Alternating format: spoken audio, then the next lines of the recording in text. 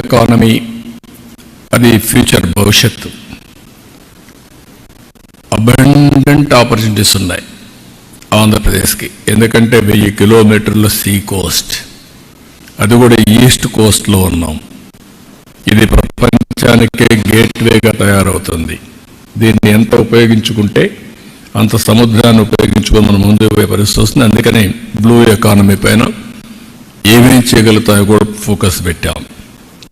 ఇంకొక పైన achieving SDGs by catalysing nature అనే system scale, APCNF, Andhra Pradesh community managed natural farming. Natural farming ప్రపంచానికి ఒక నమూనా Andhra Pradesh. People are very happy. 1 farmer to 1 million. ఈ రోజుకి ఒక వ్యక్తితో స్టార్ట్ చేసి 10 లక్షల ఫార్మర్స్కి రీచ్ అయ్యాం. ఇది రాబోయే 5 ఏళ్లలో 40 లక్షల ఫార్మర్స్కి రీచ్ అయ్యే పరిస్థితి వస్తుంది. ఇది ప్రపంచానికి ఒక నమూనా. ఇక్కడికి వచ్చినప్పుడు నేను కాకుండా మినిస్టర్స్ లోకేష్ కానీ భరత్ కానీ వీళ్ళంతా దగ్గర 37 మీటింగ్స్ చేశారు. 5 రౌండ్ టేబుల్స్ అటెండ్ అయ్యాడు లోకేష్. 4 కాంగ్రెస్ సెషన్స్ కూడా అటెండ్ అయ్యాడు.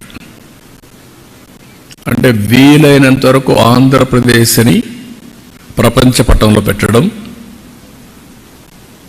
అదే మరిగా ఎక్కడికక్కడ మేము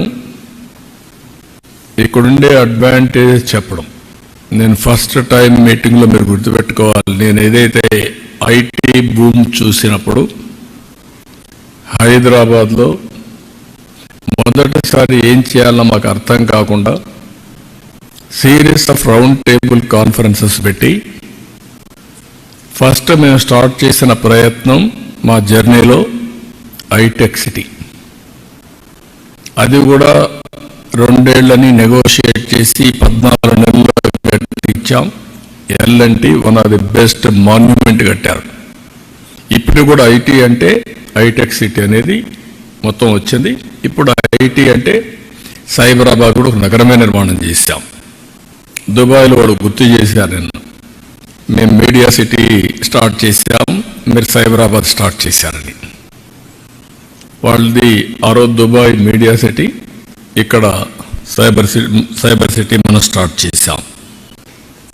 అందుకే నేను నిన్న దావోస్ నుంచి చెప్పాను, 95 ఐటీ, 2025 AI, అప్పుడు ఇన్ఫర్మేషన్ టెక్నాలజీ, ఇప్పుడు ఆర్టిఫిషియల్ ఇంటెలిజెన్స్.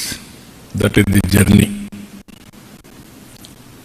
ఇక్కడికి వచ్చినప్పుడు మీరు చూస్తే అందుకనే ఒక్క ఐటీతో ప్రారంభమయ్యి